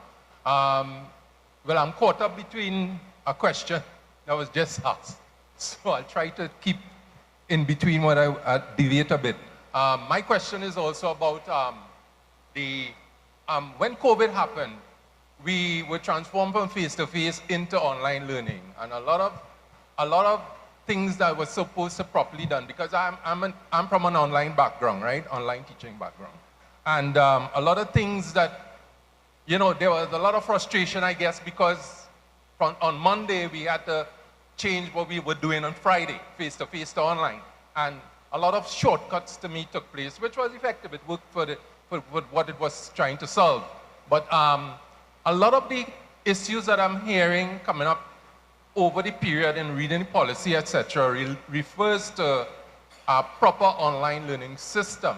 And I wish that the committee and team takes seriously or properly the whole issue of the alternative and options to online, which is online, a properly designed system. And I'm hearing that based on what you're saying, the plans are for the ministry in that area. For instance, in online learning, artificial intelligence could identify weak students, right? So the problem of weak students, whether they have medical deficiencies or whatever, artificial intelligence could tell you a student has learning challenges or learning preferences. So when you set up a response to that, you then have a personalized learning system that works with the student to get them to the other objectives you set out in your policy, which is success rates, attrition reductions, and all these other things. So what I'm saying is that even because the plan is 23 to 27, 2023 to 2027, so that's now, right? So, if I may, could you direct the question or the concern? Yeah, sure. The question is that an assessment, a proper assessment for online, does the same thing to make an effective outcome, which is student success, right? So I'm saying that whatever we create, we could patch fix some of the solutions, like even testing students for VAC inventories, whether they're visual learners, oral learners, read, write, kinesthetic. Those kind of things are advantages of the existing system. Really a question. Thank you. Thank you. Well taken. Permit me, please, stakeholders, to address the panel. Very important question to the Director of School Supervision. Will there be training, or has there been training for teachers to effect the goals of this policy, Director? Thank you very much for that question. And the short answer to it is yes, and I'll go on to say what we have been doing so far. Training for teachers is very important with regards to the delivery of the school's curriculum. We have to ensure that the needs of our students are met. The required pedagogical skills for teachers, and with the new dispensation of the cultural transformation policy and how that is unfolded with the required school activities. Remediation has become very important recently from COVID to post-COVID, and we realized students would have had a lot more learning gaps. And we have to find a way to bridge that as quickly as possible. So we have exposed our teachers to remediation training recently, especially for the schools of focus, both at the primary and at the secondary level. So they were recently introduced to that level of remediation training to ensure that they can effectively meet the learning needs of our students. Even within our big framework of the cultural transformation policy, it speaks about an enhanced curriculum. An enhanced curriculum means that the curriculum will be adjusted. So the focus is not just on the academics alone, but also bringing into focus the morals, the TVET aspect of it, and the arts. All these areas can now be brought into a level of focus, just as the academics, to ensure that all our students get that balance and that educational opportunity for their own personal growth and enhancement. Even recently, and we are in the second year of it, the vacation revision program, and we would have focused again on students who really need to benefit from it. So we would have done it at the primary level, focusing on the standard 4s and 5 students, and also the Form 1 students who are transitioning into the secondary schools to ensure that they can be able to have that level of abilities that they need to work with the school's curriculum. Even at the secondary level, with the Form 1 and the Form 2 level, we would have introduced the adapted curriculum, a level of flexibility, and to ensure that students will be well catered for. So again, the training of the teachers to go with the adapted curriculum to ensure that they meet a level of assessment where they can achieve through our Trinidad and Tobago National Learning Assessment. And even if they want to exit during the period from Form 1 to Form 5, they will have that level of certification. Even if they don't achieve the required CSEC level, they will still have that level of certification and be able to build on that, and be able to build on the CVQs and also the technical vocational training, which we are emphasizing more now because we realize to really cater for students and the 21st century skills, we can really have that balance for all our students to find their level of career path. And again, it speaks about career development and career fairs, all of that part of the cultural transformation policies. In a nutshell, it includes all of that. Thank you very much, and it will be remiss of me if I do not ask this question. What should parents look forward to as we implement these policies? And what are the roles of parents in the implementation? Carol? Okay, so as we implement the policies, we are talking about stronger parental engagement. Because, for example, in childhood, we use the term, we don't accept a child, but we accept a family and we accept a community. Because the child is part of the family is part of the community. And families are gatekeepers of our system to make sure that, or keep us on track, ensure we are providing quality education that we are promising to provide. So you are seeing more family engagement as the policies are rolled out. Just as we have our community engagement, it's the same way we're going to have family engagement. It is a supportive process. We are all walking side by side with each other. We are all accountable and all coming together on common goal. Thank you very much, Carol. We take 2 more questions, maybe 3. Yes, ma'am. Okay. Minister, I'd like to say thank you. I would like to thank your team for educating us on your plans and the fact that the policy is open for changes or amendment or addition. I want to commend you for that. My area of concern is the area of future of work. My name is Camille Safam. I am the head of animation at the University of Trinidad and Tobago, but I am also representing the Los Village Council. And the reason why I mention that is that COVID had a huge impact on our community. And we are at the moment trying to rebuild that through a homework center.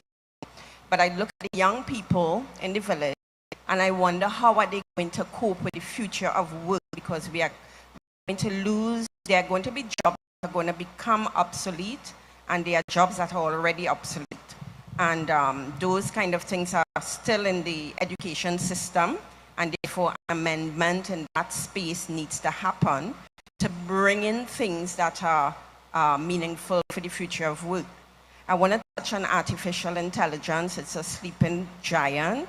And as an educator, I think it's important that we don't look at it only how it's impacting our children, but how it's impacting our teachers. I'm an educator, and I am having problems differentiating Mr. AI and the student in the room. It's a real thing. So it's not a question, but I would like to propose that this sleeping giant be addressed for the sake of the teachers that are dealing with it. It is going to, what will need to happen is the assessment that needs to change, because we cannot base the assessment now on just creating words. You know, it's just not going to happen. So again, as I said, it's not a question, but it's simply to say that I would like some consideration to be made for the impact of artificial intelligence on our curriculum, and also what we teach our teachers for their own impact in the classroom. Thank you. Thank you very much, Miss. I think those are 2 very, very salient points that have been made. With regards to the future of work, that is why one of the mandatory activities that we have asked schools to implement every year would be a career fair. As simple as it allows the school to bring in the types of professionals that can speak to new and emerging careers, and it allows the students to make that link between what they are doing in terms of the education they are trying to achieve and where they're intending to go. Because you're very correct.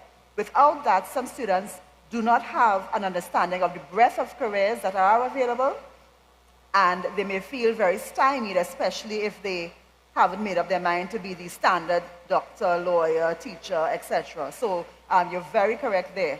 In terms of the AI, again,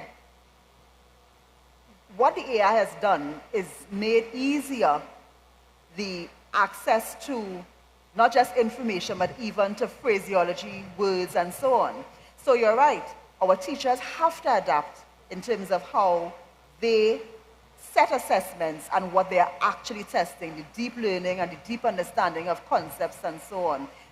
I have used the AI before. It's a valuable tool that can be used, but what is also an emerging part of the literature speaks to the fact that in some disciplines, the AI is able to give you useful information. In some disciplines, it's a lot more difficult. So our teachers really must, and this is where the teacher of these being included keep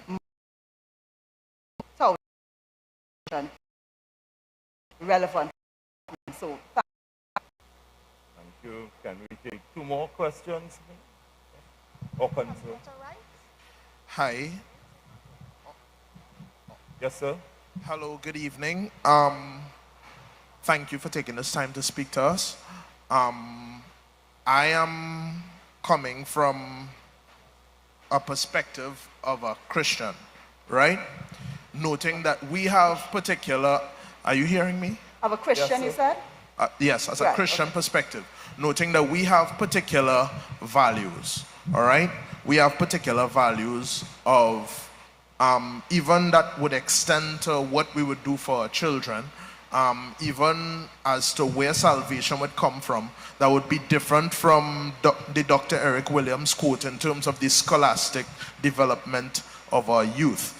And if we are not using education for that purpose, and then this is the purpose for which this is being presented in this national education policy, and we have other differing values, and then there are others that are not Christians that also have different values, how can this education policy, why would this education policy be advanced even on those who would, in a sense, divest from the traditional system to go to private schooling or to homeschooling for religious reasons? And are such persons, what action is going to be taken to view, okay, to deal with this equity, if equity is not what those who divest for those types of religious regions trying to hold our values there, if that's not what those of us that are holding those values, if that's not what we want, is that going to be imposed on us? That's my main. Is what going to be imposed on us? In terms of the education policy and the values, for instance, you guys want to advance quality education. What if I have a different view on that? What if other Christians or other people have a different view as to what would constitute quality education? In the policy itself, you would see under equity and quality education, it deals with all school institutions and so, and it's under the area, there's a goal, there are policy directions under each of the objectives that give a very clear picture of what we are speaking to in terms of quality education. And it doesn't have anything to do with infringing on religious values. As you know, the government supports different religions, freedom of religion. We have schools that execute their religious practices as a part of the education system. And the denominational boards are a big part of our stakeholders. And we have not had any negative interaction in that respect, nor is it intended that we would. In terms of quality education, we have broken it down in the policy, what we are speaking about, and it's common core values.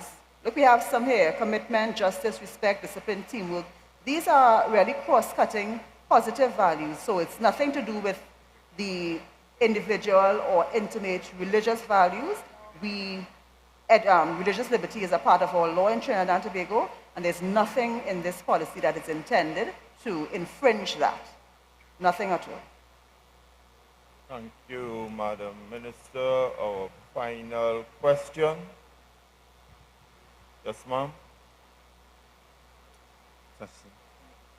Could we just take, sorry, after this one, we just have one One there, more? and the lady with the hijab. Could you all just stand, and that would be Sure. our final, right? Okay. Seeing that they already had their hands up.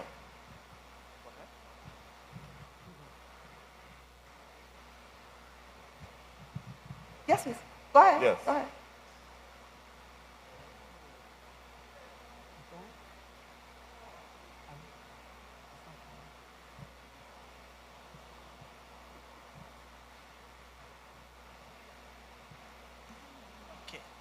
A pleasant good night to all. All protocols may be observed. Madam Minister, I am into the education policy where I am part of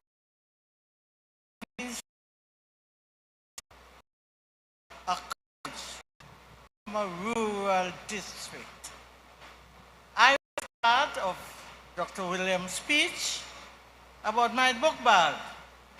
Rural district, I was even taught to respect our national flag, our pledges, and everything.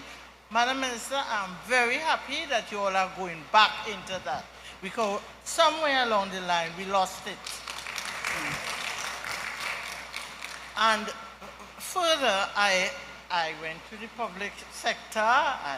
Yes, I listened, and I was educated under your educational system. And in so doing, as a good citizen, I ensure that my children remember that is not what your country could do for you, but what you could do for your country. Thank you to the education system. I wish you all the best. As a senior citizen now, I am very proud. I know we had ups and downs. In every lifestyle, there must be ups and downs. So, Madam Minister, and whoever to come, thank you for the policy that you all are bringing back to respect national flag, national emblems, and the pledge. Thank you and good night. Thank you. Good night to the Honorable Minister. Good night to the panel. Special recognition to Ms. Principal of Dorado West and to her VPs, Ms. White Clark and Ms. Jordan Pereira. In terms of the legislative framework, we know that all students must be educated. What I want to know is, has the legislative framework been amended to include the education of non-nationals, and if so, to what extent does it extend to all non-nationals or just those who have been registered? The reason for the question is educators will know that students who fall between the cracks, as I like to say, tend to form part of the deviant group in society, and we'd like to avoid such a thing from happening with non-nationals. Thank you. There has been and there is a mechanism by which non-nationals can enter our education system, and it's laid out in the Immigration Act. So there are certain things they have to get a student permit, and so that is not requiring an amendment. If you're speaking about migrants, are you? Okay, so the migrants, they have a different consideration, and the situation arose, it's not a part of the usual way in which foreign nationals get into our education system. So that is why we, as the Ministry of Education now, we are awaiting the legal framework from the AG's office to allow us to legally have migrants enter our schools. So that's separate and apart from the usual structure that already exists for for the national yet in. Okay, thank you very much. This segment, are we taking it? Yeah? Yeah, let's have these two. Okay, two final questions. Two final and that's. Yes. Good evening, everyone. You're hearing me? Is this Yes. better? Okay, good. So good evening, everyone. Good evening, Minister. Good evening, Minister Julian. Good evening, CEO, members of the education team. My name is Fiona Rajkumar, and I am the Corporate Secretary of the Homeschool Association of Trinidad and Tobago. I'm going to just, because I want to be brief, I have a suggestion for the ministry. Coming out of COVID, as the CEO quite rightly mentioned, a number of parents felt that they wanted to homeschool. And so from our end as the Homeschool Association of Trinidad and Tobago, we got an onslaught of requests as well. And so what I would want to suggest, because in speaking to parents and advising parents, it was more that not that parents wanted to homeschool, you know, it was that parents were highly concerned about the health and well-being of children.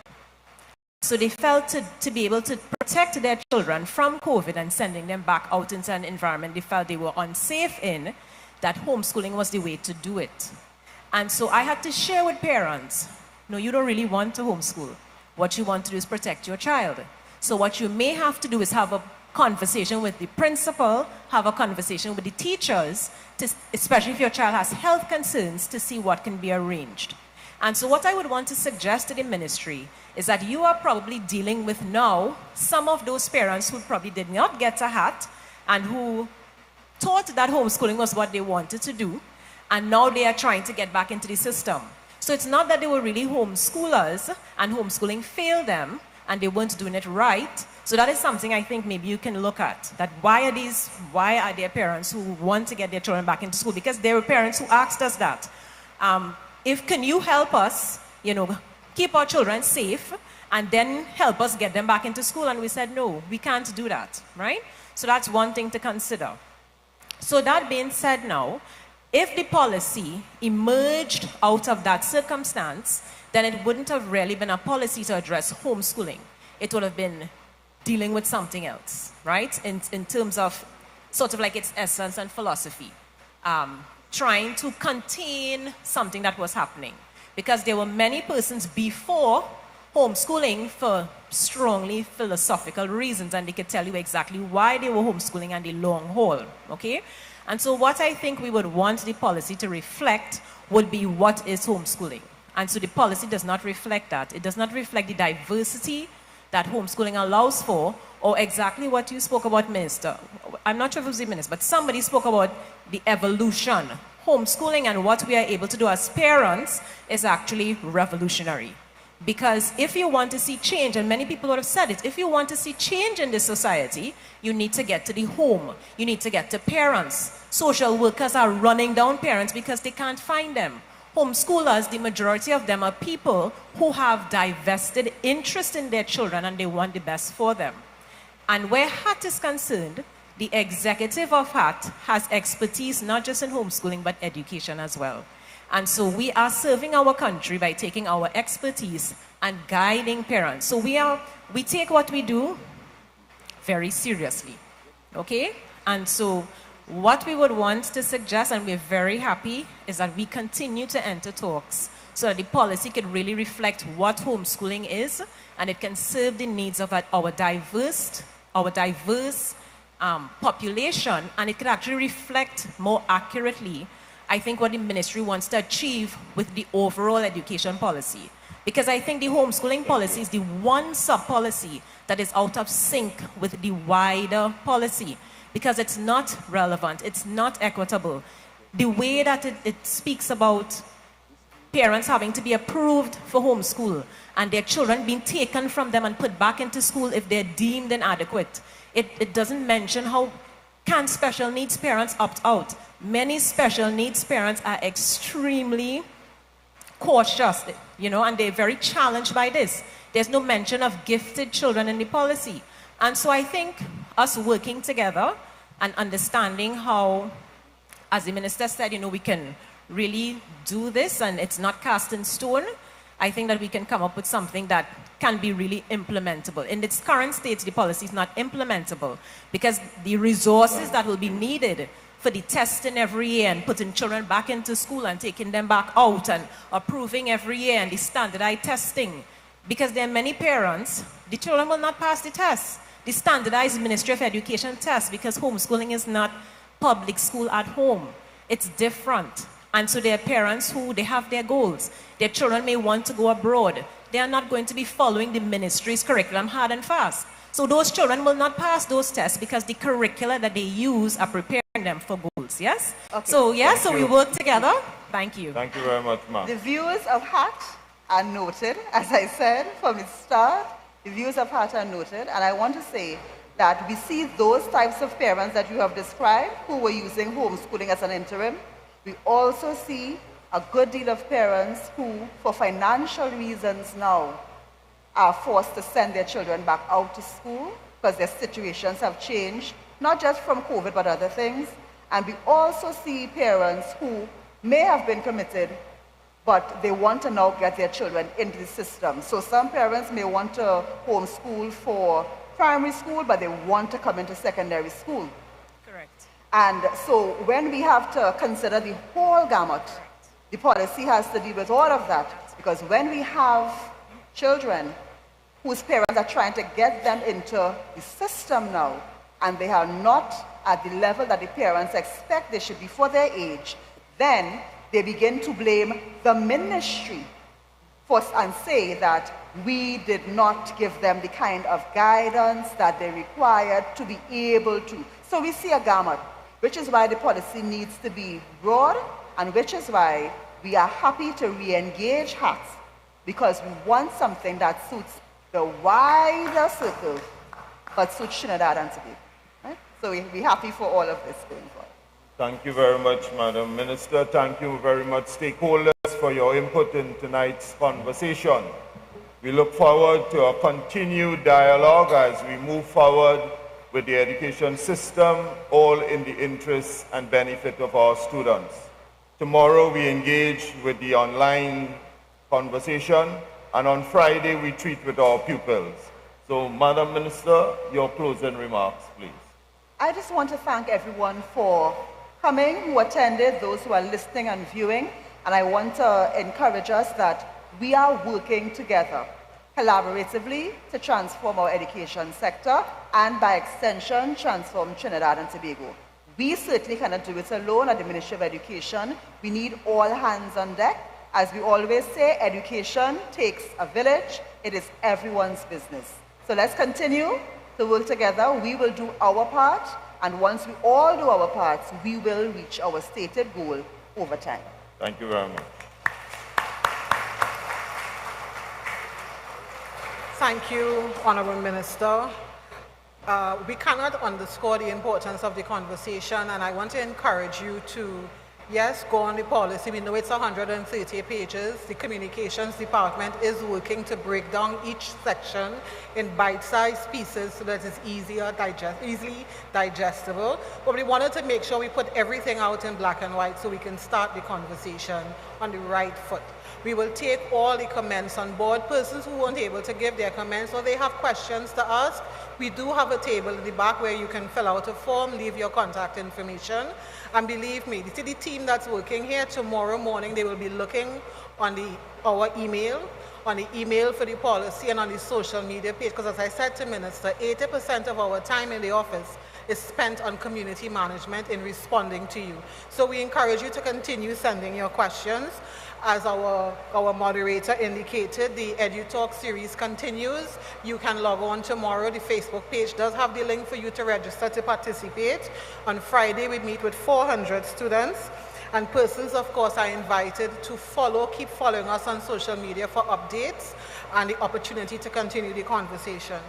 This evening would not have been possible if we did not have the Honorable Minister insisting that this is to happen, and the panel agreeing in their lovely turn-up t-shirts. Please give them a round of applause. I did get some resistance. Turn-up was one of the projects we implemented during the vacation revision program in asking students and parents and teachers to turn up for education, turn up for the students. Of course, we want to thank our moderator, Chris Metivier. Please give him a round of applause. Our principal of El Dorado Best, Miss Anne-Marie Prasad Singh. I think she did an absolute wonderful job. I will tell you, we came this evening and the chairs were put out. You know by whom? The students came and they helped the principal put the chairs out for us this afternoon. So I want to thank you, Madam Principal. Thank you very much for your support and in allowing us to use the facility. I want to thank you, the audience, those of us present here today, those of you present here today, those of you following on TTT in the live broadcast, as well as on our Facebook page and TTT Live Online. We are monitoring your comments and we will be following up and responding to all your comments. These same people on the panel will get the questions and we demand the answers within 24 hours. So we expect that we'll be able to answer your questions over the next 48 hours. TTT has been a partner with us over the last 2 days and I want to thank them for their continued support. Our suppliers who worked with us this afternoon, we knew it was going to be a little hot, so we brought some fans in, and for the lights and the plants and everything that you see here, we want to thank our suppliers. And signing services by Caribbean Language Center. Please give them a round of applause.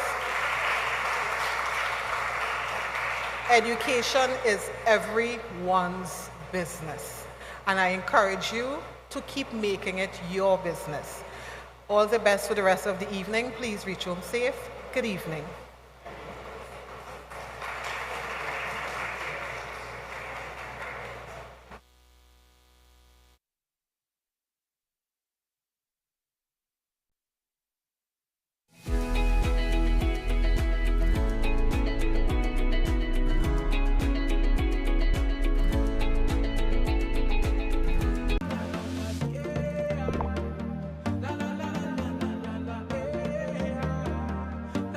This is TTT. Live for local.